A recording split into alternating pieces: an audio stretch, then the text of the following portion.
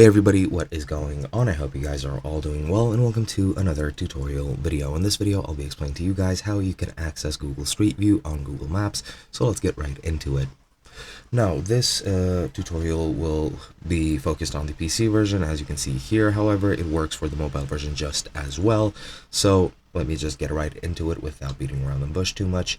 So what you're going to need to do is, of course, you're going to find a location where you want to start Google Street View. For example, let's take Chicago.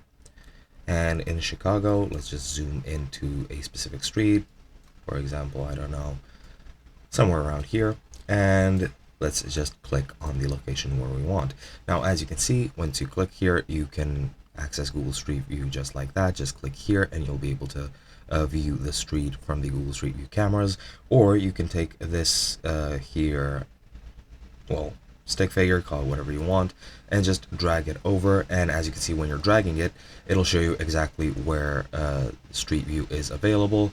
As you can see, the blue lines down the streets are exactly where Google Street View has taken images before.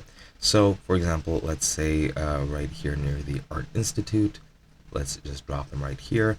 And as you can see, we are now within the Art Institute because there are not QR codes, there are Street View images right over here, and they have been taken. As you can see, some images or some elements are blurred out for one reason or another. Usually it's either for identity secrecy, or it's some confidential information which needs to be blurred out. And as you can see, you can just click here or tap here wherever to just move around the location that you've chosen. Now on the phone, you just need to tap it. As I mentioned, I'm pretty sure you will need to double tap if you want to move like this, or you'll be able to select arrows right around your current location, and you'll be able to move there just as well.